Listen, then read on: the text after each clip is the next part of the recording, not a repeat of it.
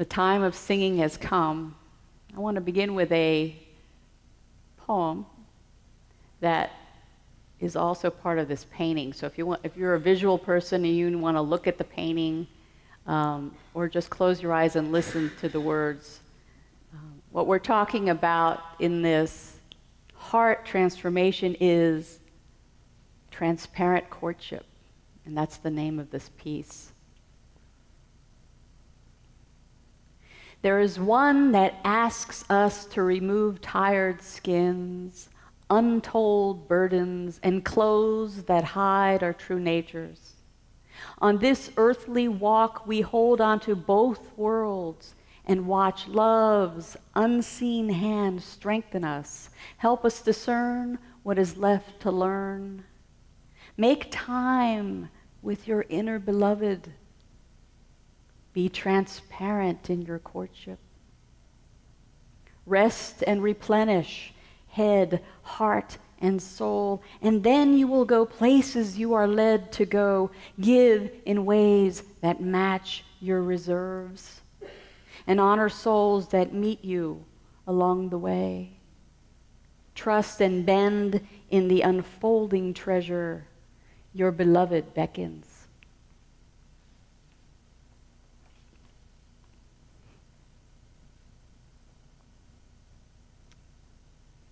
I was thinking about all the ways that we exercise our heart in this love awakening that we're all journeying on right now. All the different ways that we are doing that, depending on who we are. Whether it is looking at any place where love wants to enlarge our experience. We want a new experience of loving more and more deeply. And sometimes there are places in our relationships where we can do that more. In our creativity, we can take a bold step.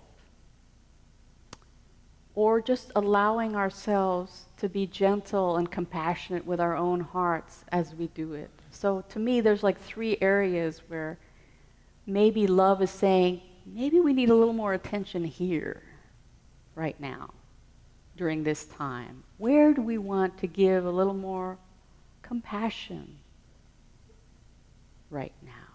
And only you know, as you sit here, what place is really calling you. 2 weeks ago, we heard Cindy Arledge and Tom Ricks talk about their walk on the Camino. And there was one thing that struck me when they were sharing. Well, Cindy was saying how she started out very slow. It was her own journey. It was something she had to do. It was inside her. She wanted to do it. And then after a few weeks, her pace got to be amazing. She covered so much ground in a short period of time. And then Tom says, "Can I come?" And what she had to do was slow down her preferred pace to accompany him. But she did that out of love because that was a relational love moment that she wanted to share with him. She was able to alter her course to include a different love experience with him. And I thought how beautiful that was. And how sometimes we might be doing too much of one thing, but somebody's saying, but I want to have love with you in this way.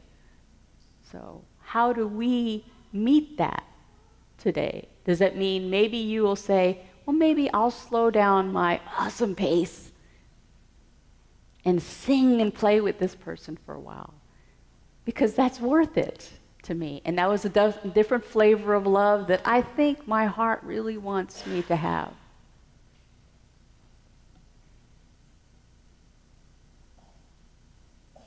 And then I thought about the other love, the part of us that wants to create something new that might be our own individual journey, something that wants to sing out that nobody else really knows about, but we are holding it in our hearts.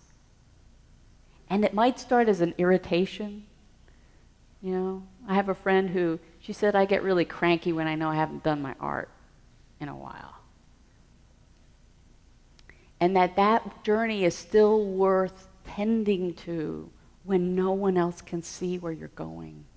and how important that is. And if you don't honor that truth and that heart opening, you will not share your unique gift with the world, even if it makes no sense to your head or to anyone around you. And I think we all are being called in that direction too, sometimes, to forge a new path that no one else has done, and to really nurture it.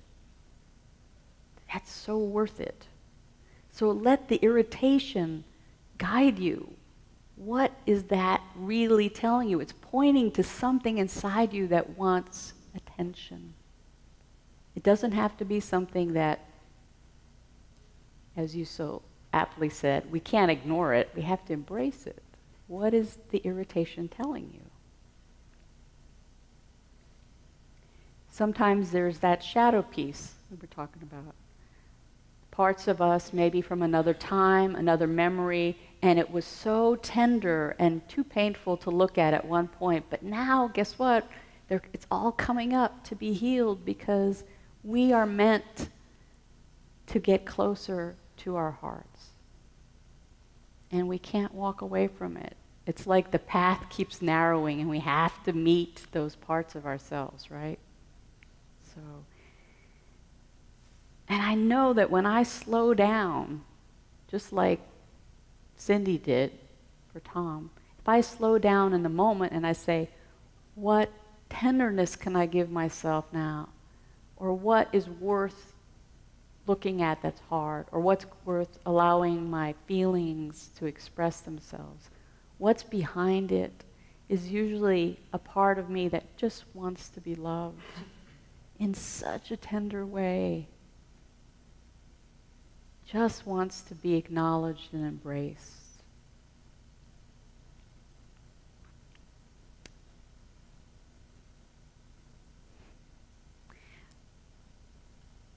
It was about a month ago. My husband's family has ranch land near Uvalde, and his brother is a shaman of sorts. And he took in an orphan fawn who didn't have any, just a little babe, and I've heard about her. Her name is Freya, and I couldn't wait to meet her. I said, I've never seen a fawn up close. The little kid in me was like, I want to meet this fawn. And he said, well, I'm going to go out and feed it. She's not used to a lot of people. But I said, well, maybe I can just watch from at least the distance, because however close I get, it'll be closer than I've ever been. So I saw, and he said, well, why don't you try feeding her the milk bottle? And I said, oh, this is so cool. And she let me. This beautiful little fawn let me feed her. These big brown eyes looked up at me, and I was just mesmerized. It was just such a beautiful experience. And then she licked my hand afterward. I was like, wow, when do you get this? And then, as you know, for those of us who follow the movement of animals and totems, when I get 3 in a row, pretty much in succession, I have to kind of ask for more. What is this fawn trying to tell me? And I looked up, some of you may have already had this. Jamie Sams and David Carson wrote a book of different totem animals, and they have a story about fawn, and it spoke to my heart, so I wanted to reshare that with you again. One day, Fawn heard Great Spirit calling to her from the top of Sacred Mountain. Fawn immediately started up the trail. She did not know that a horrible demon guarded the way to Great Spirit's lodge. The demon was trying to keep all the beings of creation from connecting with Great Spirit. He wanted all of Great Spirit's creatures to feel that Great Spirit did not want to be disturbed. This would make the demon feel powerful and capable of causing them to fear him. Fawn was not frightened at all when she came upon the demon. And this was curious, as the demon was the archetype of all the ugly monsters that had ever been. The demon breathed fire and smoke and made disgusting sounds to frighten Fawn. Any normal creature would have died or fled. However, fawn said gently to the demon, "Please let me pass. I'm on the way to see Great Spirit." Fawn's eyes were filled with love and compassion for this oversized bully of a demon.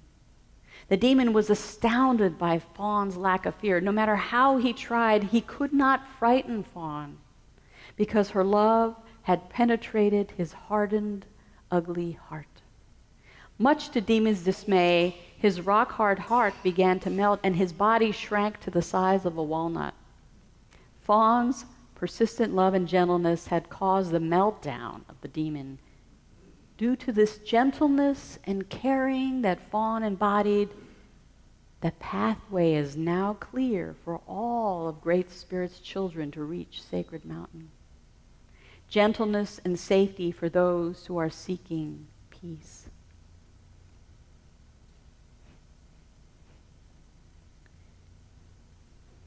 The presence of demons can have energy, as we know. They're pretty forceful. But love is so much stronger. And given everything that's going on in our world, I'd like to invite you to hold that love in such a strong way and radiate it out to the places in our world where people have forgotten that this is the way to Great Spirit. In whatever way you name the holy. Let us be beacons of light and help others remember that their light is shining behind the masks. And the moment we radiate that, we can hear also in the Song of Solomon verse, "Arise, my love, my fair one, and come away, for now the winter is past, the rain is over and gone. The flowers appear on the earth. The time of singing has come. The time of singing has come." So, like the deer's gentle love, birds also show us through song, unassuming, lighthearted, gentle, yet they make themselves known. We hear them everywhere. They know how to show up and live. The invitation is for us to do the same. Love the demons, show up, express your creativity. Maybe show love to someone in relationship that has been difficult to love, even from afar.